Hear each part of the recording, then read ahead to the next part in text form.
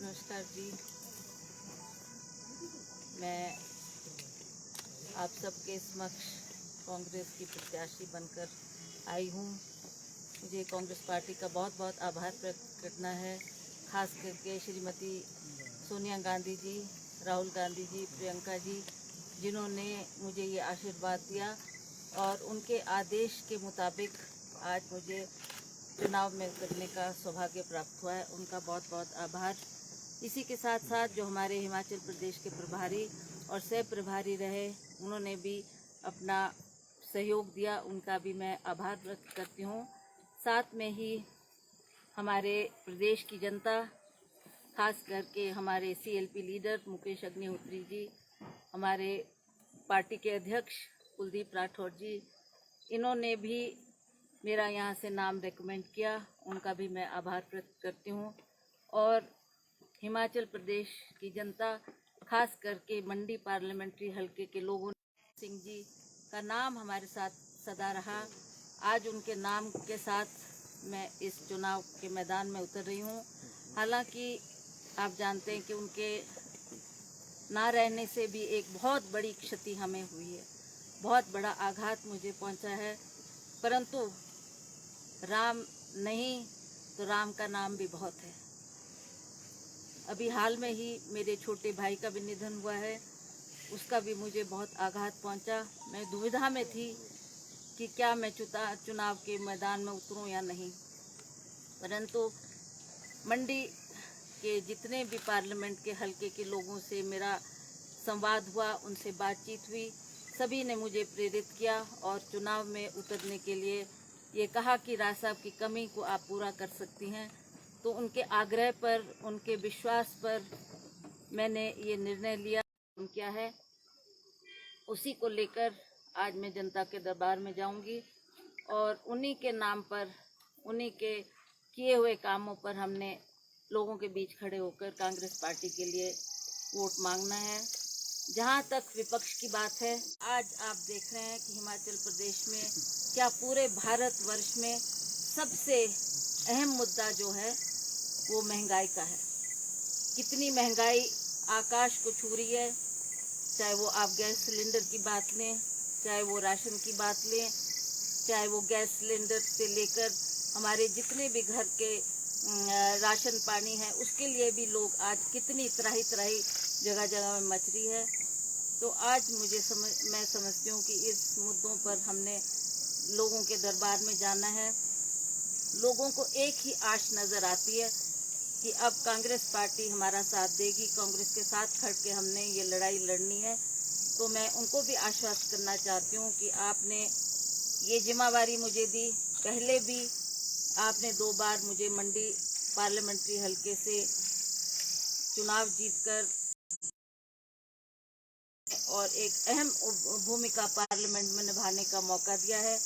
इस बार भी मैं उम्मीद करती हूँ आप इसी तरह से मुझे भारी बहुमत से यहाँ से जिताकर भेजेंगे, ताकि केंद्र में जाकर हम इन मुद्दों की लड़ाई लड़ें और उसी तरह से अपने प्रदेश का विकास करें।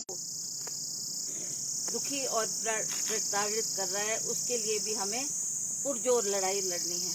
तो मैं आप सभी से निवेदन करती हूँ कि आप इस प्रेस कॉन्फ्रेंस के द्वारा मैं आपके समक्ष खड़ी हूँ और मुझे थोड़ा समय मिला है, बहुत बड़ा हल्का है, 17 कॉन्स्टिट्यूंसीज है जिसका मुझे दौरा करना है, समय का अभाव है, इसलिए आप सभी मेरी आवाज़ को सुन रहे हैं और मुझे पूर्ण विश्वास है कि आप लोग सहयोग देंगे, आप लोग अपना आशीर्वाद देंगे और उसी तरह से मैं आज कल से चुनाव मैदान में उतरूंगी और सभी का सहयोग, आशीर्वाद मुझे मिलता रहेगा और आगे भी पग पग में मुझे आपका सहयोग और आशीर्वाद की आवश्यकता पड़ती रहेगी, ताकि हम इन मुद्दों को जो मैंने अभी आपके समक्ष रखे हैं उस पर लड़ाई लड़ें और इस जीत को हासिल करें।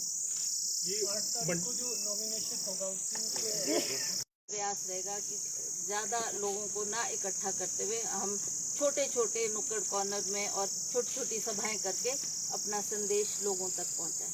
मंडी जो है वो मुख्यमंत्री जयराम ठाकुर का होम डिस्ट्रिक्ट है, जी। इसे आप किसी चुनौती के रूप में देखते हैं या कैसे देखते हैं? ऐसा नहीं है, लोगों ने ये मौका दिया है मंडी को एक मुख्यमंत्री चुनने का, और उन्होंने जब से वो मुख्यमंत्री बने हैं उन्होंने पूरे हिमाचल प्रदेश को तो छोड़ो पर मंडी का क्षेत्र का विकास भी नहीं वो कर पाए।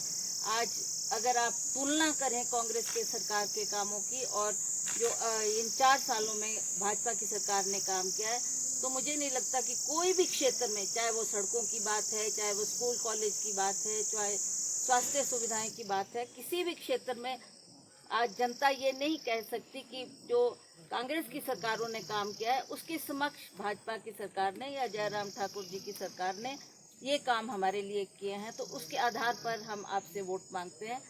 तो मुझे लगता है कि ये कोई एक बड़ी भारी चुनौती प्रदेश की जनता में थी। आपने देखा कि किस तरीके से लोगों ने उनको एक भावभीनी श्रद्धांजलि की, लोग उमड़ कर उनके बीच में आए। तो आज उन्हीं बातों को ध्यान में रखते हुए मैं समझती हूँ उनका आशीर्वाद हमें मिलेगा, और इसी तरीके से उन्होंने कांग्रेस पार्टी की जो लड़ाई सदा विकास के लिए की, सदा उनके ध्यान में यही रहता था कि हिमाचल प्रदेश का विकास करना है, हिमाचल प्रदेश को आगे बढ़ाना है, और विकट से विकट परिस्थिति में भी उन्होंने इसका सामना किया है। तो उनका आशीर्वाद ही हमारे साथ रहे, वो भी मैं समझती हूँ बहुत बड़ी बात है। महंगाई के अलावा और कौन से मुद्दे होंगे?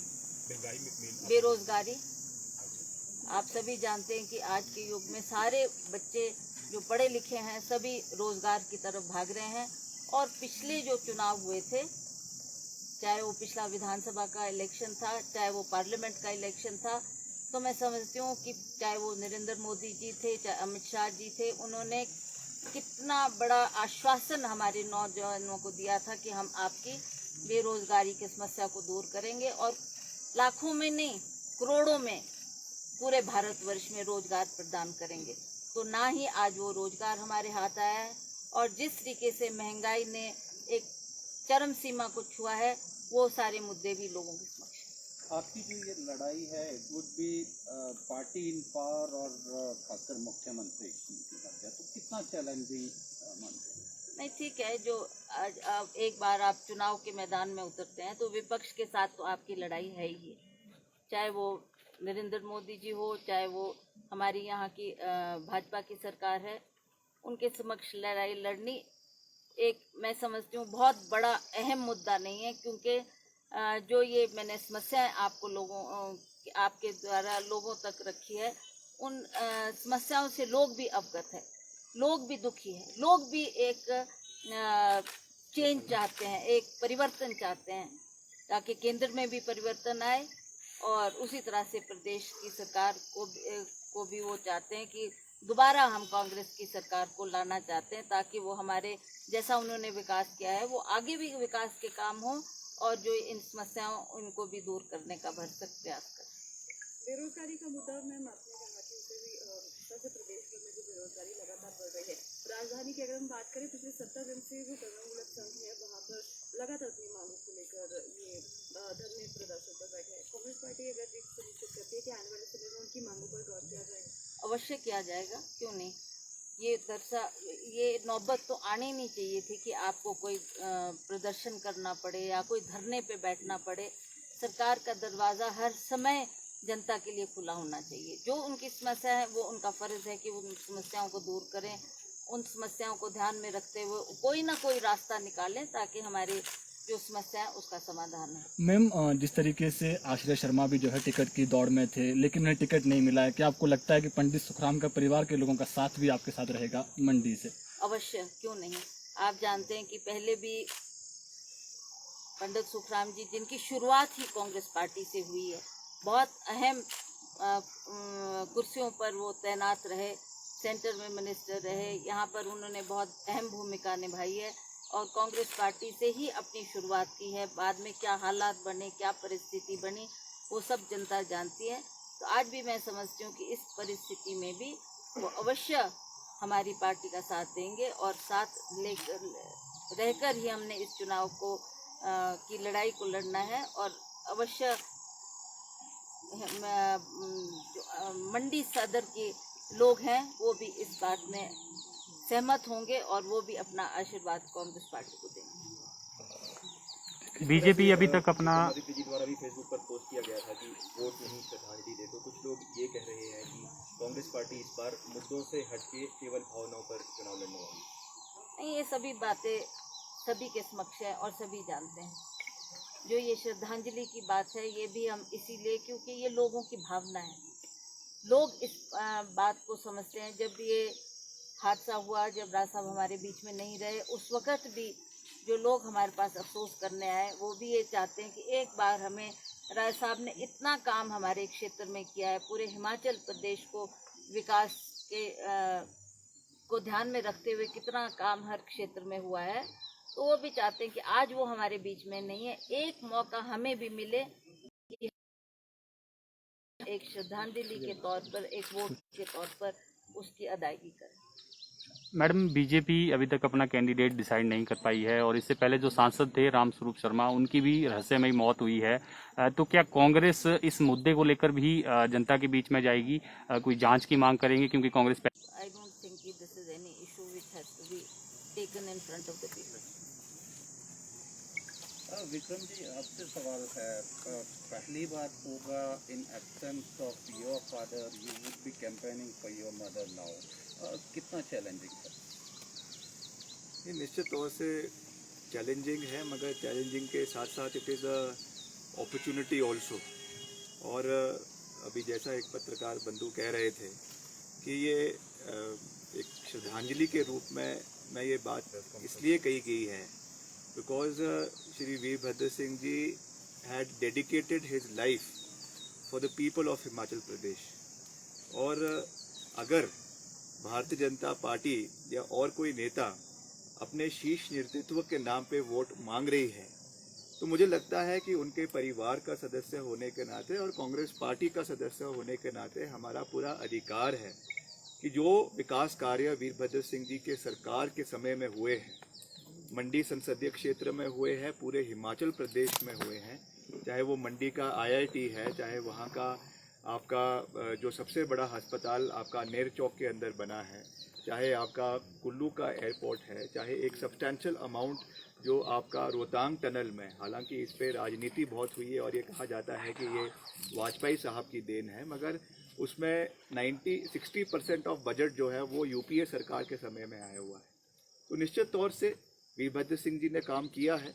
वो अलग बात है कि टुडे आज वो हमारे बीच से व्यक्तिगत रूप में नहीं है, मगर उनके किए हुए कामों को नज़रअंदाज नहीं किया जा सकता है। और निश्चित तौर से हम उनके किए हुए कामों पर के बल पर लोगों के बीच में जाएंगे और साथ ही साथ एक नया विजन भी लेकर जाएंगे। ऐसा नहीं है कि हम अतीत में रहने में ही विश्वास रखते हैं, हम अतीत को अपना बुनियाद बनाकर भविष्य का निर्माण करना भी बहुत अच्छी तरीके से जानते हैं।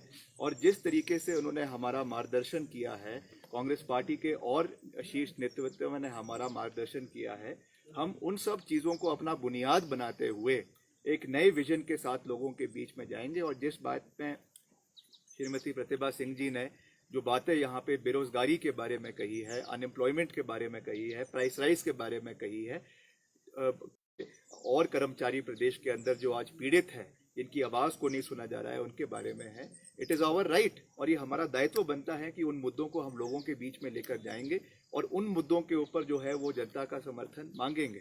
मगर मूल बात ये है कि जो हमने विकास कार्य किए हैं कांग्रेस ठीक होगा। और जिस तरीके से और विधानसभा क्षेत्र और मंडी पार्लियामेंट में जो है कांग्रेस पार्टी रण में उतरी है, मुद्दों के ऊपर उतरी है, वहाँ पर भी हम कांग्रेस पार्टी अपनी जीत को जो है वो सुनिश्चित किया जाएगा। और जैसा मैंने कहा, ये लड़ाई व्यक्ति विशेष की नहीं है। मंडी की भी अगर हम बात करें तो ये लड़ाई व्यक्ति विशेष की नहीं है, ये लड़ाई मुद्दों की आधारित लड़ाई है। ये बहुत से लोग इसको जो है मुख्यमंत्री जी से जोड़ने की कोशिश कर रहे हैं, क्षेत्रवाद से जोड़ने की कोशिश कर रहे हैं, मगर ऐसा बिल्कुल भी नहीं है। ये लड़ाई हिमाचल प्रदेश के लिए लड़ी जाएगी। हिमाचल प्रदेश के महिलाओं जिनको महंगाई की मार रोज़ जो है अपनी रसोई में झेलनी पड़ती है, उनके लिए लड़ी जाएगी। और प्रदेश के बेरोजगार युवा जो अपने को ठगा महसूस कर रहे हैं, उनके लिए ये लड़ाई जो है आने वाले समय में लड़ी जाएगी। और प्रदेश की जनता ये निर्णय लेगी कि इन मुद्दों के पे जो है उन्होंने कांग्रेस पार्टी का जो है वो समर्थन करना है। विक्रमादित्य जी, आप मंडी लोकसभा हलके के अलावा बाकी विधानसभा हलके जहां उपचुनाव हो रहे हैं वहां भी प्रचार करेंगे, खासतौर पर अर्की में यहाँ से जहाँ पर भी हमें कांग्रेस पार्टी का अध्यक्ष और कांग्रेस पार्टी के जो इंचार्ज है, जहाँ पर भी हमारी ड्यूटी देंगे, हम वहाँ पर कांग्रेस पार्टी की सेवाएं देने के लिए उपस्थित रहेंगे। मगर निश्चित तौर से स्वाभाविक है कि जो मैक्सिमम समय है वो निश्चित तौर से मंडी संसदीय क्षेत्र में देंगे। मगर इसके साथ साथ जहाँ पर भी पार्टी शीर्ष नेतृत्व हमें आदेश करेगा वहाँ हम अपनी सेवाएं देने के लिए और लोगों का जन समर्थन प्राप्त करने के लिए लोगों के बीच में जाएंगे।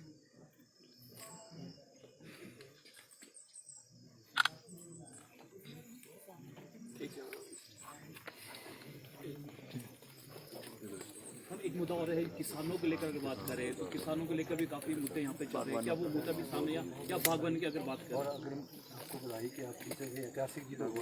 बागवान भी है मैम, बागवानों की बात करें, सेब का भी है और किसान भी है, उस मुद्दे को लेकर भी आप सभी जानते हैं कि हमारे जो किसान है, जो हमारी रीढ़ की हड्डी है, जो हमारा अनाज उत्पादन करते हैं, उन्होंने एक लड़ाई, एक मांग केंद्र सरकार से रखी और उस मांग को लेकर उन्होंने कहा कि आप अवश्य हमारी इस मांग को सुनें।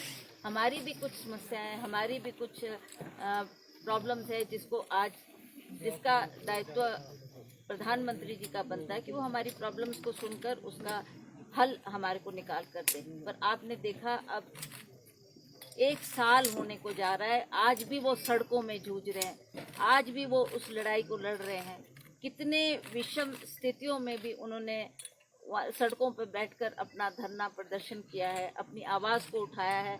पर मुझे बहुत अफसोस के साथ ये कहना पड़ता है, प्रधानमंत्री जी आप एक खिलाड़ी की बात तो सुन सकते हैं, उनके साथ तो आप संवाद कर सकते हैं, उनके साथ आप लाइन पर इन टच हो सकते हैं। क्या आपको किसानों की आवाज़ नहीं सुनाई देती? क्या किसानों की समस्या आपका उसका हल करना आपका दायित्व नहीं बनता? ये एक बहुत बड़ा मुद्दा है जिसके लिए कांग्रेस पार्टी ने भी उनको सही आश्वासन दिया है कि हमारे को आप सत्ता में लाएं, हमारी सरकार बनेगी तो अवश्य हम इस समस्या का समाधान आपको करके देंगे। इस कठिन परिस्थिति में भी कांग्रेस उनके साथ खड़ी रही है। उन मुद्दों को हमने भी बहुत प्रयास किया है कि केंद्र सरकार तक उस मुद्दे को लाए और उसका कोई ना कोई समाधान निकले ताकि हमारे किसान परेशान ना हो। उसी तरह से हमारे जो किसान है, बागवान है, खास करके हमारा हिमाचल प्रदेश का क्षेत्र जो है वो किसानों से और बागवानों से जुड़ा है।